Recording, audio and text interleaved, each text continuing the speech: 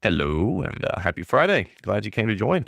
Got a lot to talk about today. There's the market close, 4 p.m. Friday.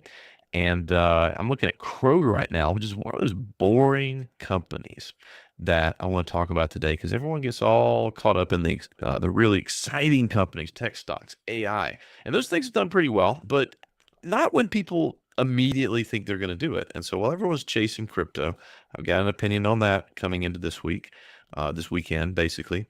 That I've been not really, what was it the old saying used to say, arguing on the internet is like running the Special Olympics. Even if you win, you're still retarded. I've argued with a lot of people about the future prospects of Bitcoin and crypto. We'll talk about that in a little bit. But also, I want to look at some of these companies that I've had for many years. I think people need to really pay attention to winners that have been winning for a very, very long time. And that's prompted by a Reddit post earlier this week. So I'll let people filter in, hang out past the music, and we'll look at some stuff. As always, if you got symbols to look at, put them in the chat because this is for idea generation for you and me and for everybody. So see you a little bit. Be right back after the music.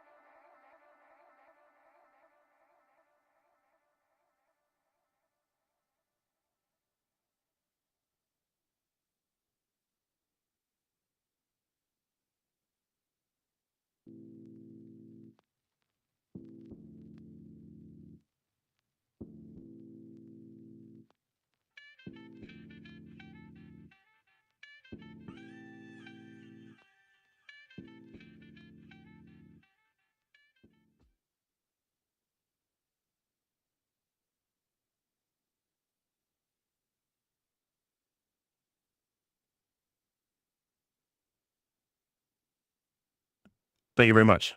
I had to sneeze and I did that. All right. Thank you very much. Sometimes I do that. A little bit absent. I am blind, so you have to forgive me. So, what's going on, man? Yeah, we'll look at it in just a second. If you got anything to look at, make sure you put it in the chat. This is about this live stream is about idea generation, letting you teach and um, get some ideas out there because I can't look at every single stock out there. But what I want people to look at is things that just keep winning. I think we all want that, but people kind of get caught up in the latest current thing. And really what kind of prompted this was every once in a while I'll come on Reddit. Actually, it's funny. This was on the TradingView subreddit. This is what prompted the title of this. And I also, by the way, the topic for today, we're going to talk about these companies, these things that just win forever. Just look at some winners and what characterizes them.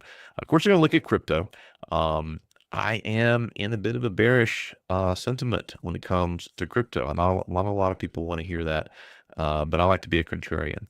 And yeah, I had a lot of good spirited debates with some crypto people this week, and kind of want to put my thoughts into maybe like a article or something. But I'll just tell you guys about it.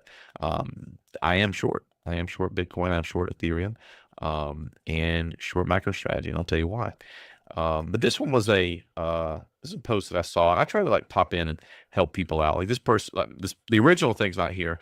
The person asked, hey, what stocks would you recommend for the long term? And the title was based upon the Israeli war. And I think this person might have been a little bit green when it comes to trading and investing, that kind of stuff, because they're talking about the current thing. If you haven't noticed, market doesn't really care. Market doesn't really care about this Middle East, Israel, Iran stuff. And that's because it actually cared a lot back in October, was it October 7th, 2023, when the thing happened. Where's October 2023? Was it October 2023 or was it some other time? Was it 2022? Either way, there's been missiles fired, and then the market will go down a pretty significant amount. But now, as you see, like we've had all this, and they may say, "Oh, this was a drop on it." But does it look like you're having any kind of drop? No. And what I want to kind of impress upon this person that asked the question, they were looking for the war, is whatever it is, the bombing, whatever, to create an opportunity, and they were going to buy on that opportunity. But what you have to understand is that you are the market. Like your feelings are the market. I had a thing today where I was hold on, let me bring it up. I was talking in chat because like I said, I'm short Bitcoin, Ethereum, and I'm long term. Like in other words, I've got options on ETHA out to September. And I made a point in chat that wow, like because I was looking at the charts, I think Ethereum was down like 5.5% today, and made some comment like, "Oh, it looks like people don't want to." Yeah, I felt a little bit of ooh, yay, yay, my positions are up. But what's funny is me feeling that at that very moment, that would have been a great buy. Like, because I was feeling good being short, that would have been a good profit taking, or that would have been a good chance to maybe take a futures contract long based on that feeling. That's not what I felt. My feelings were wrong. And yes, I do believe feelings can be wrong. It's not just opinions can be wrong, but feelings, especially when it comes to trading and investing. And this is just kind of my self-awareness of even myself. I mean, this is why I'm, as a trader, constantly trying to, reverse. I'm trying to take when I feel super happy about something, I want to take profit on it. If you're feeling really down about something, that's oftentimes a good point to buy.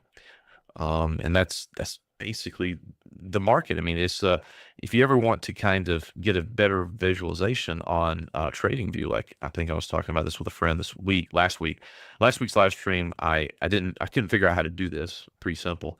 This is Palantir, which is of course tech stock everyone wanted to be in. Nothing wrong with that. Obviously, it's done very well this year. But one thing you can do to revisualize things is, so just if you do a 0 minus, then you can actually reverse the chart. And wow, this thing's going down. It's going down, down, down, down, down. Do you want to buy that? Do you want to buy that? Maybe. If you're someone who wants to buy low, right? You might look at a chart like this and you'd be like, wow, that's a buy. Or somebody might look in and be like, wow, that thing just keeps on going down. I can't buy that. But see, it's just, I think that might be a little interesting exercise to do. Go and look at reverse charts and see how you feel about it. But anyway, I'm just human. We're all human, and trading goes against all our nature. And the problem, though, going back to the Reddit post, was the guy was looking at, he asked two things. He said, "What should I buy on the war fears, and what should I buy for long term?" The two separate things. And the very fact that people want to buy now, or they're looking for an opportunity now because of the war, just to think about the mindset that takes. It's like, okay, I have thought about it, every day this week. There's been a missile fired. It's not that big a deal, so I feel good about buying some stocks. Let me go to the market and see what the market's going to give me cheaper. And the market, you look at it, and it's like, it's done the same thing. It said, it's not a big deal. I'm not going to sell off. It's because you are the market. And what you have to remember is that, go back to, a couple months ago. Remember when tariffs? Remember we were going to go everybody's going to go, the United States was going to go bankrupt. Our economy was going to crash. It was never going to recover because of the Trump tariffs. Do you remember that? Do you remember that? Nobody remembers that. That was ancient history. That was 2 whole months ago. Ancient history, at least in emotions. We don't remember that anymore. But everyone was sure that Trump was going to bankrupt the United States, every company, and that didn't happen. But it was something that was new. We hadn't had those kind of tariffs that they had been talking about for hundreds of years, and it was chaotic. It was in the market hates chaos. And so that's what spooked the market, because nobody knew what was going to happen. It was uncertainty. And if you go out to social media, if you read the news, everyone was FUD, fear, uncertainty, and doubt. And that created a buying opportunity. The next buying opportunity will be something completely new. Completely new. And everyone will assure you that it's the worst thing ever. And that's going to be really hard to buy, isn't it? Because you're going to read all the expert opinions. You're going to feel it yourself. You're going to start wondering, and it's going to be really hard. And so, that's why this thing's so hard. Hello. You're regretting not buying S&P 500 Oprah Rolls? Well, I regret not buying it. Uh, I regret not buying it here, here, here, here, here, here, here. I mean, I can't live with regrets. Any chance? The second part of your question I'll get to, but do you understand what I'm telling you? I mean, don't be so caught up in regrets. I mean, there's always opportunities. Okay. You just have to be patient with it. Today, just for instance, just to kind of have a little bit of new exposure, ADP is a company that came up.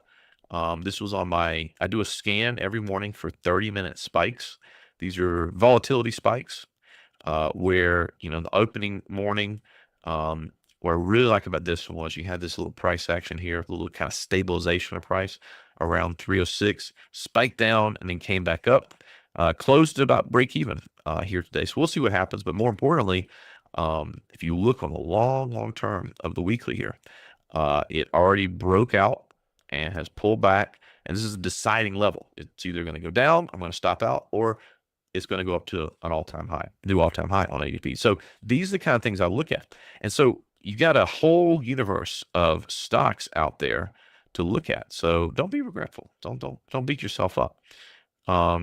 Be looking for some opportunities. But earlier this year, when everyone's trying to get tech and things like that, from the live stream here, I talked about this in the last couple, so we'll do a little update. So this is Whirlpool. I mean, that's a boring company. That's a really boring company, isn't it? Makes appliances, but since the level picked it up at, which was based on volume profile, one of my absolute favorite indicator, favorite. Right off of here, boom, off 75.42. This is just a few weeks ago. About 23%. Our appliance company, Kroger, 10% today. That's a boring company. But what I really wanted to showcase, and this is to your question, I'll do the market analysis here in just a second. Well, let me answer your question about the market analysis. So I don't know.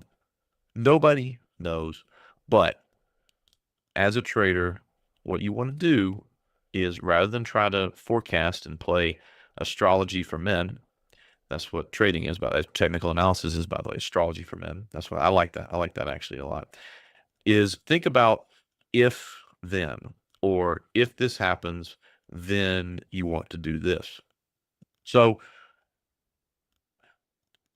do I feel as I kind of feel like you do. Okay. Now, but how I feel doesn't matter. The market's not obligated to, abide how I feel. Um, I do think we need some kind of a little pullback. Okay.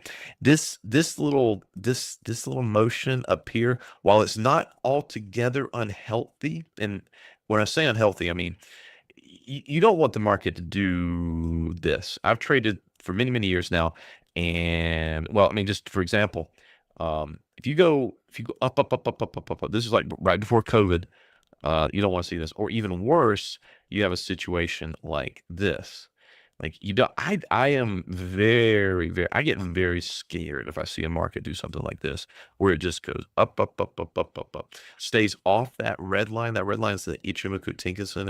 It's a 9 period uh, median. In other words, 50%, because I do everything 50%. You can use moving averages, but when you start to get really far away from these things, you're going to have some kind of mean reversion back to the middle. And the problem is, if you just gone straight up for a long time, well, just invariably you're going to see some kind of a thing like that. So I don't like it when the market gets a little uh, too bullish, because you're going to get a pullback, and we've had little bitty pullbacks. So there's been a lot of BTFD, buy the fucking dip, going on, but just from my spidey senses, my instinct is telling me that it's luring people in to try to get that break. And so what we're going to have, maybe just inching up, is a breakout of the past all-time high. By the way, I'm using S&P 500 futures to talk about the market because I like that the best. That's why I trade on a daily basis. Um, so that's one possibility. Like if we break above, if we have a nice, good, solid weekly bar above, to close above 61.60, or if we were looking at SPY, that level is going to be 613. So in other words, we get a nice, big, phallic green bar. Looks like that.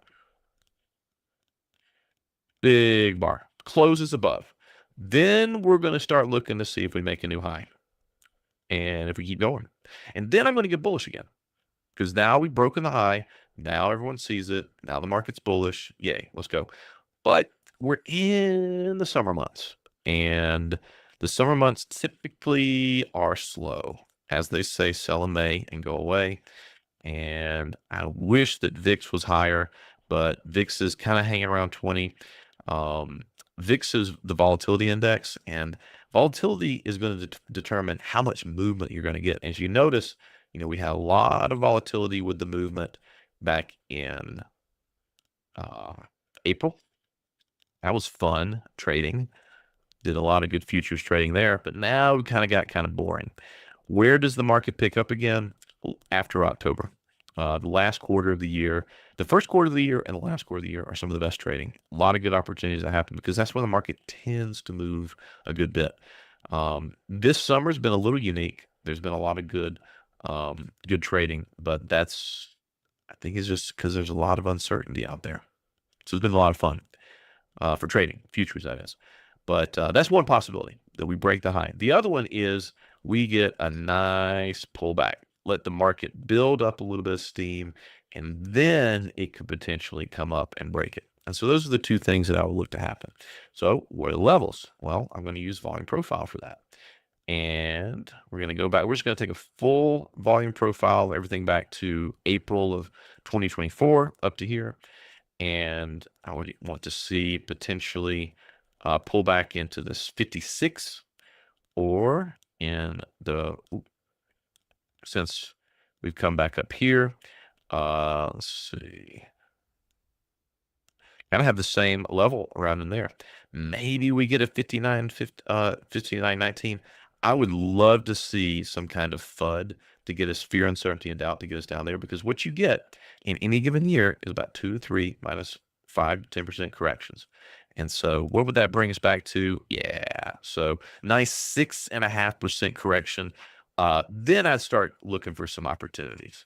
But not until you get like a 5% down move do I ever really get interested in any buys. And it was exercise in patience, because coming into this year, I didn't want to get long the market because of, just looking something like this. I think we started the year like this, and everybody was usually people ask me, "Hey, what should I buy? Or should I buy this?" People were telling me that they're buying Nvidia. That definitely made me stay away. And I looked for opportunities in stocks that were dead. And that, you know, there you got the pullback. So we're back up to this point right here where I'm just kind of sitting on my hands. But I like dead stuff. Dollar General was a good one. Pick up at the beginning of the year. Mondelez, Candy Company. Who would have thought Candy Company is up almost 17% this year? But the three companies I use for my screenshot that I like the most, I've owned these for a very long time, are Waste Management. And this is a monthly chart. Looks like a damn crypto, doesn't it? This is 2010 or 2015. And so in the last 10 years, this garbage collection company is up almost 357%. I know 10 years is a long time. I know everyone wants to quit their job and, retire right now. But once and when you do, make sure that you have some of these. Costco since 2015, 654%. You know what? Nobody wants to hear about 10 years. Let's just look at the last, what, three? We can remember back to 2022, right? So how much has this boring stock done in the last 2 years? 3 years. So June, somewhere around here. 46%. Costco, I know it's done really, really well. 2022, June 2022, almost 100%, 84%. And then here's a little off one that you've never seen before, I guarantee, unless you watch my live stream. Rollins. What is Rollins? Rollins is the last name of a company that owns Orkin Pest Control Company. I know because they're based here in Atlanta. They used to be a client of mine where I worked IT. And so I worked IT all the way back in 2007, 8, 9, up until 2012.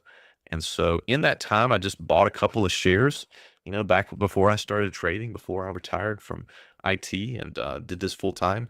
And oh, wow. Well, if I started back in 2000, I think it was probably before I stopped working, but it's getting close to 1,000%. But then again, that's been many, many years ago, but still, like, it's a pest control company. It's a pest control company. They spray for bugs. There's always going to be bugs, right? Just ridiculous. But people ignore these things. They're not sexy. They're not AI. They're not war. They're not things like that. So, let's look at, yeah. Thank you. Thank you. We'll look at the symbols here in just a second, get them in. Louis Vuitton. Let's see. Look at some symbols real quick. Catch them on chat. So let's see. LVMH. I think it's a little, is there not one? We'll try this one. Oh, look at that. Hey, you watch my live streams. I love 50% retracements. I would measure it from the start of the trend in 2016. Now we could go all the way back to 2008, and then we get that one. Yeah, I would say that's a good pullback. It's kind of a debate. Like, do you want to go from the 2016 or do you want to go from the '08? Because one is breaking, but I think I'd like this one better because it's deeper. But remember, when you pick stuff up like this, the valley of risk, you don't want to let it break that, because this would be the last possible level that it should hold at that 526. And yeah, luxury brands have been really taking a hit. I mean, they did really well up until about 2023. It's when people were buying, watches. Rolexes were getting really, really expensive and things like that. Let's do a volume profile on it from that point to here and see. You're in kind of like a little. Mm, if you really want it, this is good. Just make sure that you stop yourself. If I was going to do a trade on this one, I would say here is good. And then I'll put a stop below this volume profile node right here. So about 450. And we want to take this back up to at least here. Gives you a good 3-to-1, 4.7. Yeah, that would be a good investment. And just make sure if it goes below 450, that you get yourself out.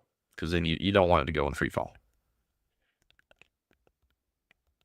Let's do AAVE for Mr. 1000. VETH.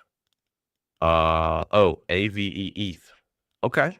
Well, versus Ethereum is doing pretty good.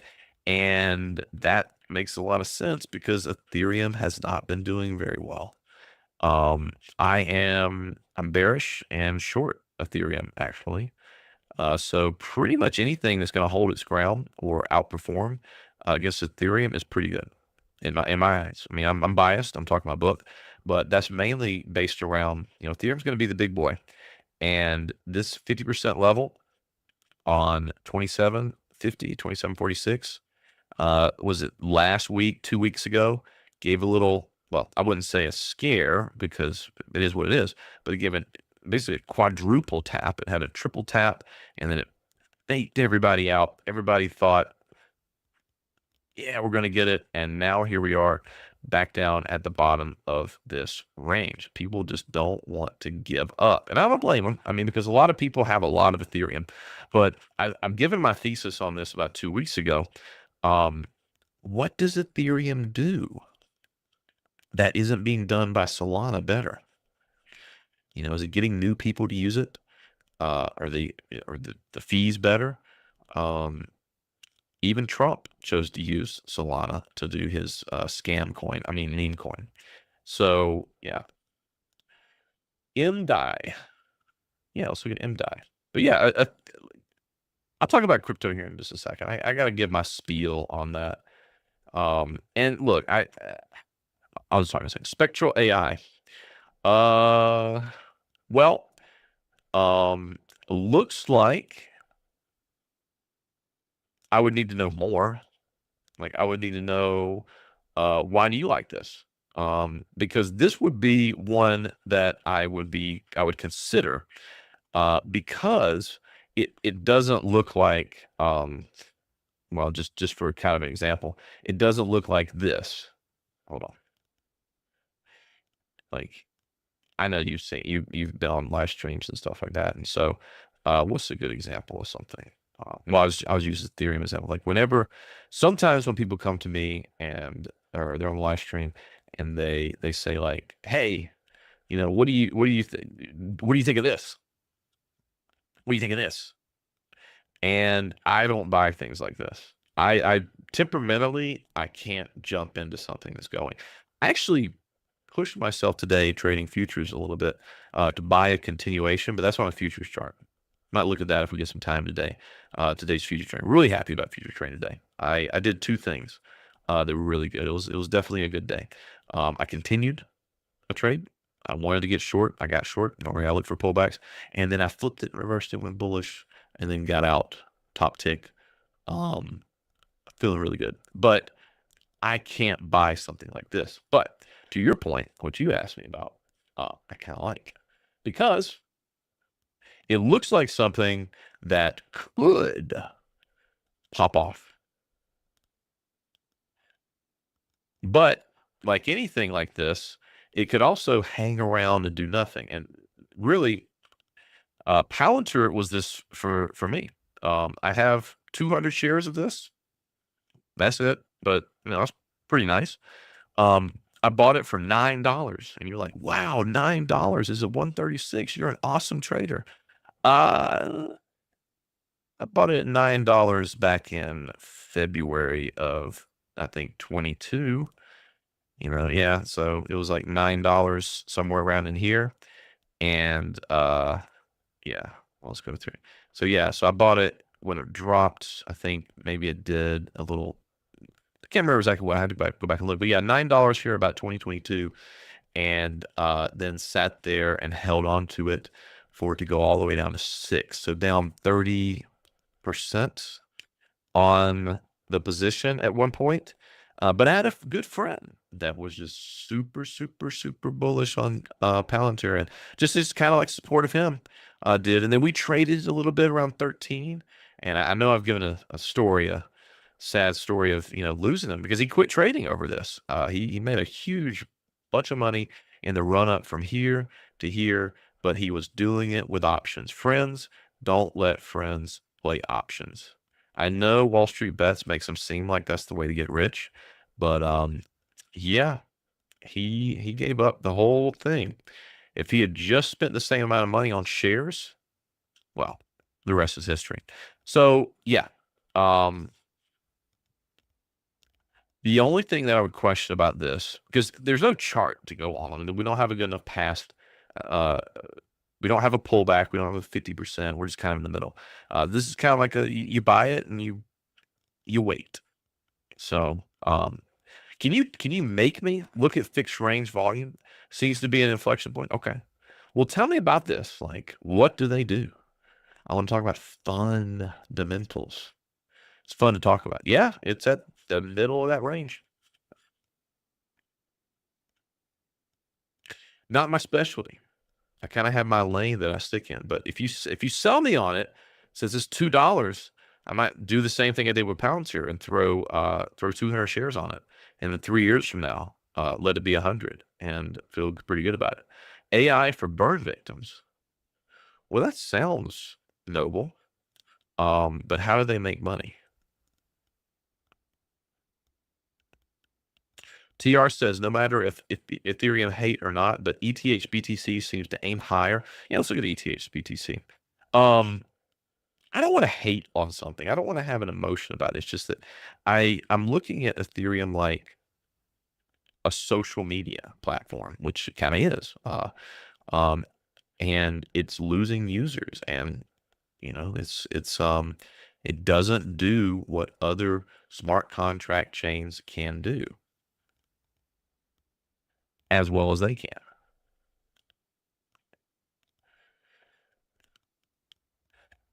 This is Ethereum BTC. Ethereum BTC seems to aim higher at '04. Looks a lot like the ETH uh, USD to me, where it's kind of stuck in a range. Um, I think that if crypto goes down, it's going to actually. I mean, Bitcoin still remains the safe haven. Um, Safe haven. I can argue that, by the way. I have my personal safe haven with Monero, but I don't know, dude. Let's see. Uh, if one were long, then we'd probably take it from the trend where the trend started up here back in May of 2024. And I would say the resistance on that would be 37.55, which I bet we're going to have a nice little volume node right there. Can we match that up? Yeah. So I would say if you were long ETH BTC, yeah, 4-ish, a little under 4 being the psychological level. If I was long, I'd probably take profit at somewhere in this region right here. So yeah. But I don't know. I think it's going to continue. I made a post about Bitcoin today. Let me kind of rehash that real quick. Well, let me do your Novo Nordisk real quick. Novo Nordisk. Do you have a symbol? Symbols help me a lot. You must be trading in Europe. Let's see. All-time high, 50% retracement from 87. Wow. Let's see. This it's broken below it and come back to retest it as resistance. That's not good. That is not good. That is not good. That's not good. I don't like that. I don't. This is a monthly chart, and you've broken the 50% at 79.70 75, 79. Came back up this month to hold it. I mean, you're going into what I call the valley of risk. No, I don't do that. Valley of risk, where you don't want to get into a situation like this because you don't know where it's going to stop. The one that I use as an example that I traded and I have it still marked up is Zillow. Zillow was a darling tech company that hit at 50% back in May of 2021. And I had to do the hard thing, which was when it did its same thing, when it came down and broke and was not going to hold its 50%, get out at about 100, because you may, once it goes into this valley of risk, never get an opportunity or a good opportunity. And the problem is you're in it, you don't know when to sell it. You're like, oh, if I hold on to it, maybe it'll come back, and it doesn't. Or you sell it and then it comes back up. And so everything you do is wrong whenever you get into the valley of risk. And so you really, really just want to cut it, move on, find something else. Don't be emotionally attached to it. But yeah, Zillow was definitely an example in that it's still not back to where I cut it. So I am way better off 4 years later, having just been disciplined and gotten out of that. Tesla, and then we'll look at and TTD, and then we'll look at Bitcoin, because I do have a prospectus on Bitcoin going in this weekend. So Tesla is just kind of hanging out at 320, which is good. I own a lot of shares of Tesla, and I have covered calls against it, which kind of suck. I'm tired of managing them because when this thing went up, I had to roll them out. So now I've got 320 calls, which is good because now they're eating up theta and I'm collecting premium. But I kind of want Tesla to kind of chill out here. The opportunity on Tesla, sorry to say, was at the 218 level, which I talked about in the weeks we were doing that there. And that's like bing, bing, ding. And so that was the opportunity there. That was when Tim Waltz was on stage, saying that he was happy that the stock was going down. That's where it hit. That was, April. That was March. Those lows. And so that's the floor, 219. But on the upside, did it hit the 50%? I think it did. Yeah. So it hit its upside 50% at 351, and it's just kind of caught. And the thing that I've learned about Tesla, having it and watching it on a regular basis, is it just likes to, it likes to do nothing until it does a big something. And so we're kind of in that do nothing period right now with it. So, but yeah, between 350, if it can break out 351, which I mean, I'm obviously bullish on Tesla to own it.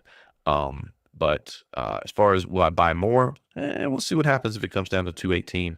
But really, what of course I like to see is a breakout of that 50% level, that 351.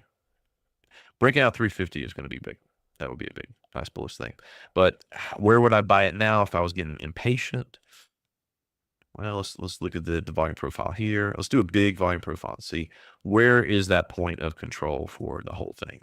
Again, it's now down in that area there. Yeah, it needs to be a lot lower because this thing can do a big range. So I'm not going to try to find a better opportunity. If we get back down to the bottom of this range, the 218 to 240, then I get interested. But we're gonna sit and let it do its thing. TTD, the trade desk. By the way, did you hear that? See, I'm if they're see Watcher Guru. Is that it? TTD, the trade desk? Is that what you were looking at? Manish? Let's see. Trying to find where I posted that. Watcher Guru. Here we go. So apparently, X is going to launch in-app investing and trading. Going to compete with Robinhood. That's interesting. I don't know if I'm going to do it. I don't know if I'm going to use it, but that's interesting. Made me think about that. whenever you said trade desk. So the trade desk, is that a trading thing? Let's see. Do we have thing? Well, if you look, holy crap, this is one of those things where I look back on it and I'm like, I wish you would have told me about this earlier. Look at that. So from 2020 to the high in 2024, volume profile level 4584. Mwah. But it's off that now. But man, that was a really good hit of that, wasn't it? Jeez. Love it. I love to see that. I love to see that. I wish I was there, but that's just a good example of it. So you're kind of up in the middle of nowhere right now, but there you can see volume profile working down there at the bottom there. So let's see. To recognize, going back to the AI, to recognize what burns heal by themselves. That's pretty cool. Well, I think at $2 a share, it's maybe worth putting it in and forgetting about it. Yeah. Let me go back to the Bitcoin. They had a bad quarter, and their CEO said they were trying to do something that didn't work. Well, that usually what happens in a bad quarter. Speaking of trading, I am remiss that I'm missing out on this hood yeet, but I can't get long hood or Coinbase because their revenue, although Coinbase had a nice little stall out and then up, so uh, it's hard for me to get into these because most of their revenue, or Coinbase, everything, is based upon crypto, and crypto is it's Bitcoin, and it's sitting there at its all-time high. Now, I'm not going to discount the possibility that um,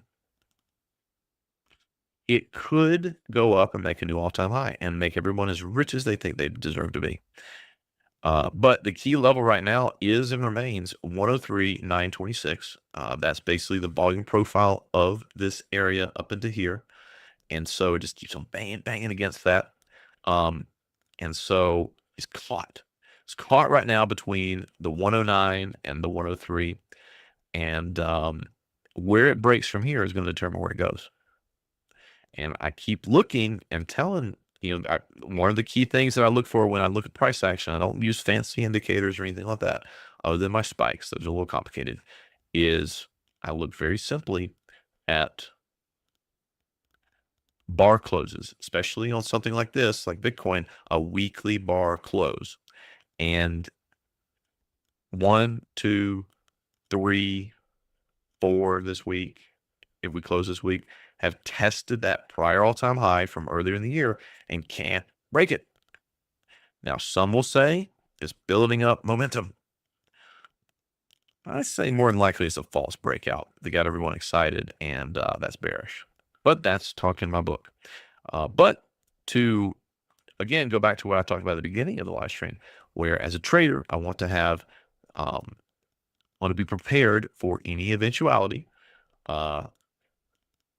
I'll acknowledge that this is the support that is holding 103 going into the weekend. Keeps on, poking its head below it, keeps poking its head above the past all-time high.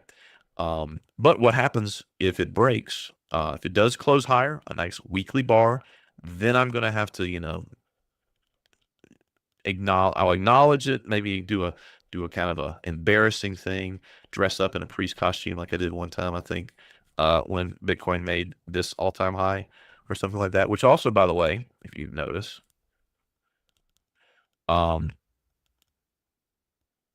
see, this is why I think it's bearish to do that, because that's exactly what happened in January of this year. Fake breakout. More importantly, though, that's what killed it back in 2021. So fake breakouts, remember, to get these numbers that people want Bitcoin to go to, because that's what it is. They want and wish for their coins, their stack to go kind of conservative now. They're kind of looking for what, 150? I'm like, what? Really? You just want a 50% increase? What happened to like 1 million Bitcoin? Jeez. You just think that, $10 trillion is unrealistic? Hmm. But you have to have people jumping in with reckless abandon, or you have to have a lot more people like Saylor engage in corporate Ponzi's. Either one. But I think Saylor's a liar, by the way. That's my conspiracy. A lot of people have been talking about paper Bitcoin. In other words, the people are selling fake Bitcoin. Like they're not real Bitcoin. They don't actually have custody. Otherwise, how do you explain all this buying and it's not going up? Eh, I don't know. I don't know. Maybe Sailor's just a liar. Like he was a liar back in 2020 and got charged fines by the SEC for fraud. Everybody's forgotten about that. But very simply, if we go lower, obviously there's our 50% at 93,203. Okay. But that's where time comes in because 50% retracements are good buying points, right? So if we did this quickly, then this would actually be a nice pullback to build up momentum, kind of like I talked about at the beginning of the live stream with the stock market. It's just kind of both the stocks, both Bitcoin, they're just kind of inching up against their all-time high. Nobody wants to buy it up here because I'm the same way. I'm sitting on my hands being patient. Nobody wants to buy it. Nobody wants to take that risk. They're kind of waiting to see what happens, just like me. I'm waiting to see if we break higher, and then we can go. Or people are waiting for a little bit cheaper. So that's what's kind of both. All risk markets are looking that way. And yes, Bitcoin is definitely a risk asset. It's not a safe haven asset. It moves just like equities. If you don't believe me, go look at a chart around the FOMC. They move in lockstep. It's a risk asset. So time is going to matter, and it matters, and we can model it using an indicator. But think about this thematically, philosophically. If it comes back very quickly, people are going to be thinking, oh, this is the pullback to break the all-time high. Let's buy. And so that's going to make it a very good buying point here at 93,203. At that point in time, how I visualize that and what I use there is Ichimoku. Okay. I've talked about this a lot. I've done back test. It's very simple. Ichimoku, basic settings on the daily chart when price and momentum, the Chikou purple line on my chart, when they both get on the side of the cloud that's bullish, the trend is bullish. When they get on the other side together, it's bearish. When they are when price gets out, but momentum doesn't get out, that's neutral. We don't make a good judgment on that. But it was very, very useful for a short at the beginning of the year before all this tariff stuff because price got out of the cloud in February. It kind of hung out, waited for the momentum to get out. And can you see it there? Peeking its head finally on February the 22nd of this year when they both became bearish. That was the timing on it. Doesn't always happen that way, but that was pretty cool. And where did it pull back to? Well, it pulled back to the 50% of the whole move up and boom, boom, boom. 50%.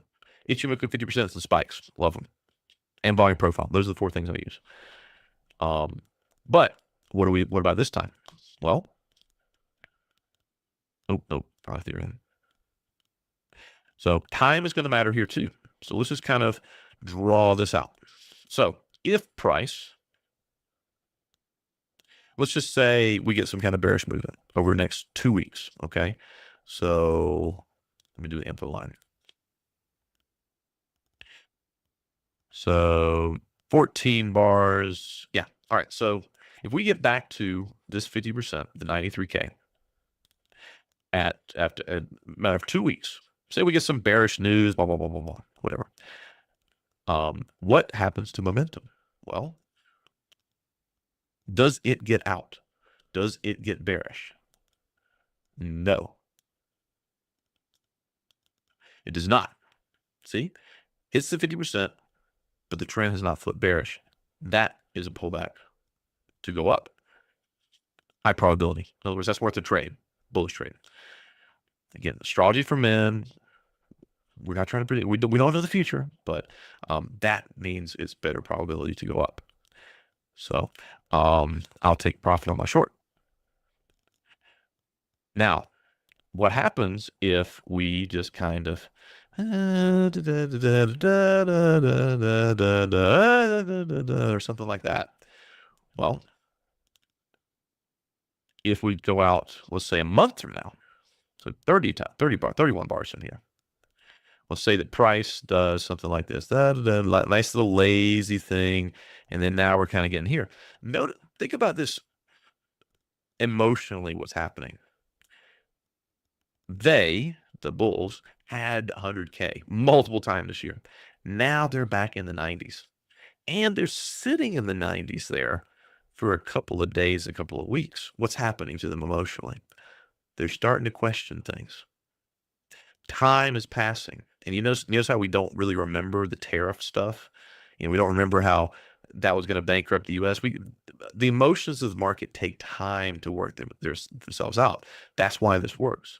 And so if more time passes as we get bearish, well, what does that do to momentum? That gets it out. Now it's bearish. Now they're in trouble. So if we get a pullback to 93K, it depends on when it happens. If it happens in 2 weeks, it's good to go up. If it happens in a month, and all this, there's a lot of bullishness out there on Twitter. There's a lot of nervousness, but they're still really bullish. I've seen the post, I've read the chat rooms. They're all happy still. They're all, yeah, we're gonna make it, man, out there. But give another month to see what happens with that emotion, and give them a loss of 100K again, and let them sit there for a little while. That's why this works, because it incorporates time into it as well. So we'll see. So just TLDR. Well, let me just pull up my my thing. Where's the article? Just kind of read it, reference it back. So basically, if it holds here, it'll probably go and make an all-time high. If it breaks to support, then if it happens quickly, we'll get a bounce. If it takes a while, now we're bearish. Watch out. So that's what I'm looking at. Not trying to predict the future, just trying to play the chart. So, all right. Any more symbols to look at as we kind of close this out? Sailor is a Bitcoin salesman. Yes, in fact, that's what he's doing. But people, as I'm kind of getting to the end here, I've never been more bearish on crypto right now. I mean, Monero. I got to say I got to look at my buddy here. You have a big red day with crypto today, right? Right? Right? Is it? Is it a red day for all crypto? One of these things is not like the other. One of these things just isn't the same. Monero. Every day I see a sea of red with crypto, and Monero just kind of sits there and holds its value.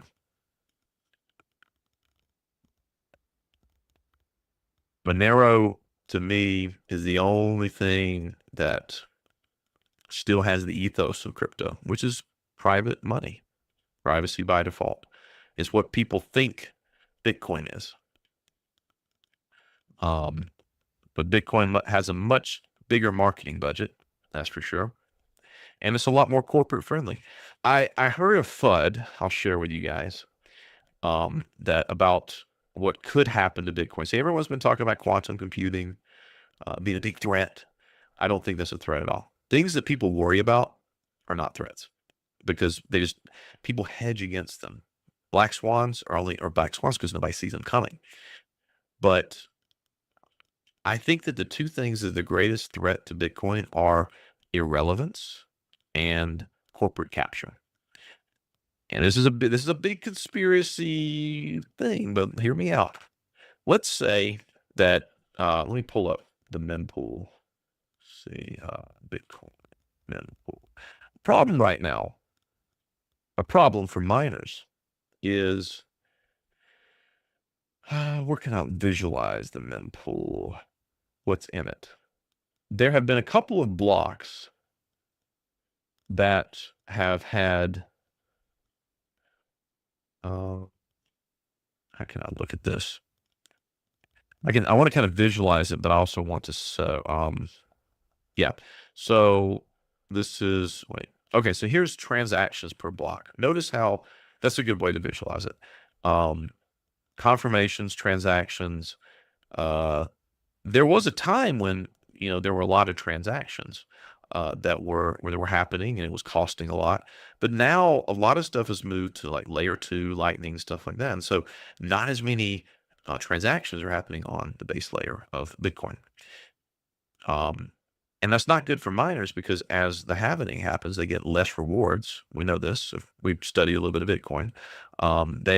They rely on that to pay their electricity bills. Okay, and if they're not getting rewards from solving blocks, they need to be getting rewards from fees. But if no one's doing transactions on the Bitcoin chain, they're not generating fees, and so fees revenue transactions have been going down, down, down, down, down.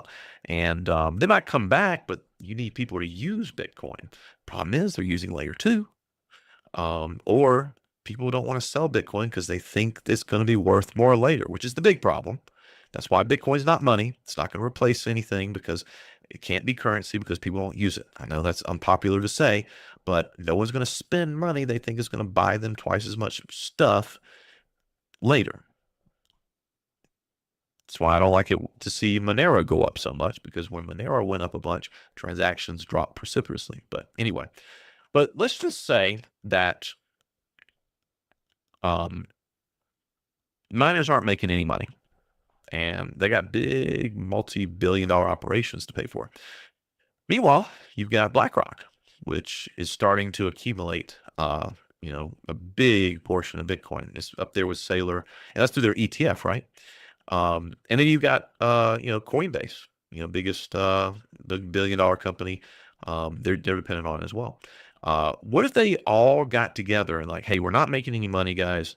What can we do together? BlackRock, miners, Coinbase, and they're just like, well, one thing we could do. BlackRock says, we've been doing this thing for a long time, this stock thing, these stocks, these equities. And one of the things we can do with equities is we can always create more shares. And then the miners there'll be some true believers there, and they'll be like, no, no, no, no, no, no, no, no, no, no. There's only 21 million Bitcoin. We can't have more than that. That wouldn't work. And Bitcoin's like, so BlackRock's like, well, what if we didn't? Like, well, no, it's hard coded. Code is law. And BlackRock's like, well, you're not making any money with this. What if we forked it? The miners are like, well, okay. I was like, well, what if we fork it to a new Bitcoin and we let ourselves print a little more Bitcoin? They're like, well, no, we can't do that. Like, that would violate the ethos. It's like, but you guys aren't making money. It's like, yeah, we're not making money. Where are we? Okay, all right, but aren't people going to be offended by this? Like, won't they just not go over? Won't this be a Bitcoin Cash situation? And BlackRock says, hey, Coinbase, we own a lot of you.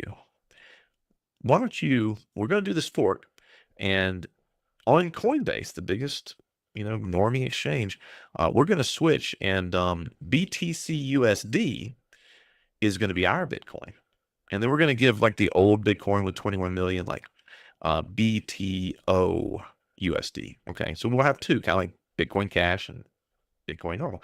So BlackRock, with their interest, could fork like we had with Bitcoin Cash into their version of Bitcoin and use their corporate influence to basically shift the official Bitcoin, market it, sell it to people. Now, the beauty of it is you're going to make a lot of money if you own Bitcoin because you'll get both coins, right? Kind of like Bitcoin Cash. So you win either way if you want number to go up. But that's not, to me, an unforeseeable way that things could go. And it has nothing to do with quantum computing. But like I said, it's not bearish. It doesn't mean the price is going to go down. It's just I think that the ethos has kind of been lost, and that's where I stand right now with it. But you know what? My opinions don't make the price move. That's what everyone's does. So we'll see what happens. But thanks for hanging out with me this Friday. We'll be back next Friday, obviously. So make sure that did I say Schiff? Did I say Schiff? I don't know if it's Peter Schiff or not. He's another guy. So what's up, Minish? Oh yeah. Well, I'll hang out with you guys if you want me to. I usually count out. Yeah, if you want to look at the futures trade, yeah. If you guys talk to me, I'll talk. I'll talk for a long time. Usually after on Discord. By the way, join the Discord. Make sure you like and share and subscribe, all that kind of stuff. I wanna share stuff with people. I want to get ideas from people too. So help me grow. Yeah, let's talk about today. Today was a good day. I don't know if you ever heard that song by Ice. Was it Ice T or Ice Cube? I can't play it or else they'll demonet. Well, actually, they'll block it out. But I played that today while I was driving around. So on futures today, I pushed myself. I'm a power bear. I'll admit it. I got a friend of mine I trade with. He's constantly going long. I'm constantly trying to go short. So earlier this week, I had a good trade. Right, I was on Wednesday actually. Okay, so primarily when I'm doing futures trading, I'm going to be on the 1 minute, and I'm only going to really trade in the morning hours of the U.S. trading session. That's where there's the most activity. I don't mess around with stuff unless I'm already in a trade and letting it run. So this is coming into Wednesday a.m. Let me get close to 9 a.m. and where at this point at the beginning of the day, I would start to look at volume profile for what I want to trade, where I want to be. Now, what I'm going to use is I'm going to look for major peaks in the volume profile, okay? And I've gotten to this point of, if you read any trading book, they talk about, taking the best trades, okay? So what I like to call is have to take trades. Like if I see a spike that is just a really big spike, a really fake breakout, I want to take it as a reversal. But also if I see really clear volume profile levels, or even better, 50% and volume profile matches, okay? I don't think I had a perfect 50% match. It was close, okay? From the top, from Monday morning to the bottom, Tuesday evening. But really what I liked on here was this 70 level, because it's more, I know when I'm wrong. In other words, this is the biggest point other than here, okay, where price is going to potentially inflect, all right? And so, but also I know, okay, well, if it gets down into here, well, that thing's just going to go up, right? So if it comes up to here, then I can take a short. And then where do I want to take this thing down to? I want to go back a little bit, and let's say, hold on. Gimme. There we go.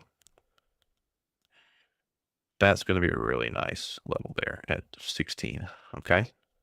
Because that's where it held up before. And then where's the volume profile here? Yeah.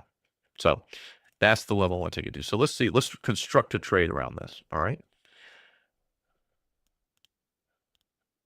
So that's the bigger volume profile. This is the volume profile going up to this point.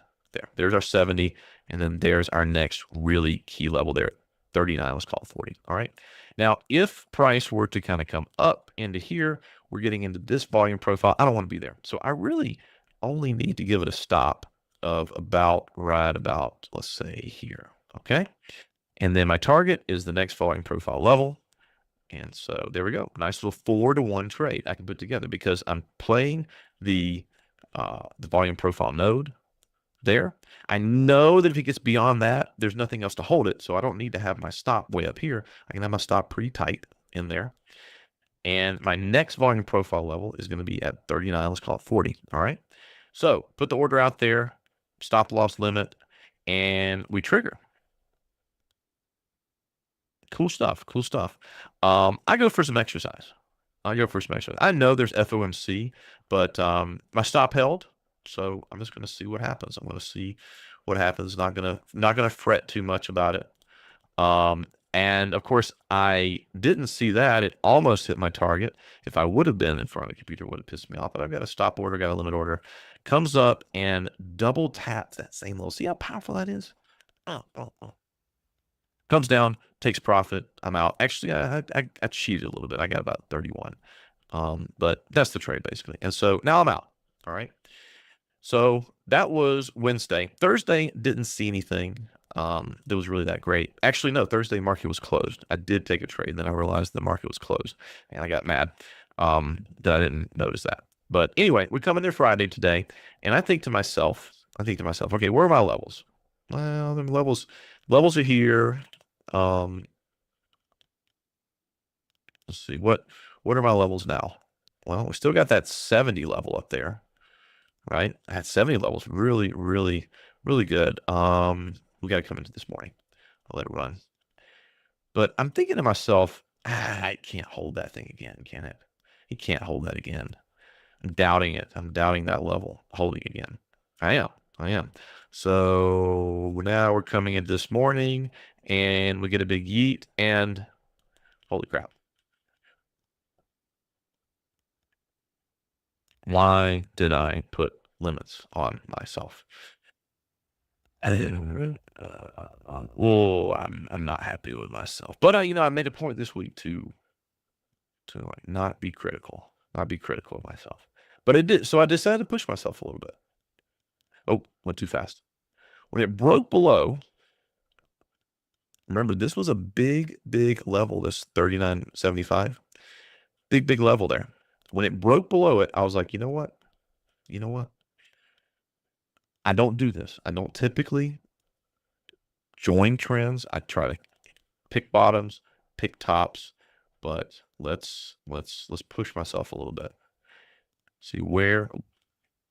All right, and then where's my target going to be?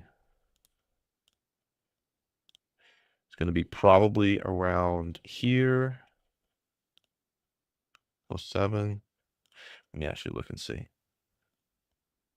Oh. Looking at my thing, 60. Why did I have 30? I think probably it was 13. 13. Oh, sorry. I did the leg up. Yeah. So I had the next level here that could probably hold it was 20. Because again, that's the volume profile for the overnight right in there. And so let's say that I do 40 down to there, and I don't need much of a stop right there, about 44. Okay. So let's play that. Let's do a continuation because I wanted to be short. Boom. Got down and I closed out about 13 right about here. Okay. Then took a long, said, you know what? Let's take it off of let's play it up. Because we think this thing's gonna range. I don't want to hold it that long. So 16 back up to the 39.37.5. Have tighter stop than that, but let's see, where was that? Boom. No. I somehow managed to grab. Oh no, when it got down to 13 here, I flipped it back up to here. Yeah. So anyway, thing I want you to remember: levels can be hit multiple times, and volume profile levels can also be, once they're broken, they can be done as retest, and then also price will range between them. Volume profile is one. So I'm constantly trying to get better myself at playing between them. And today, even though I missed, I got it Wednesday, missed it today because I doubted my own indicator.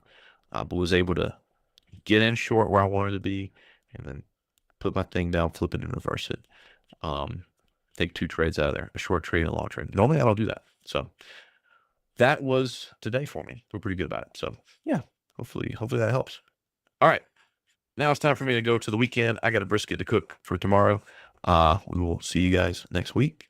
Come hang out on Discord if you want to and share ideas. So see you later. Yeah, thanks for giving me something to talk about. I appreciate it. Talk to you later, Manish, and everybody. Bye-bye.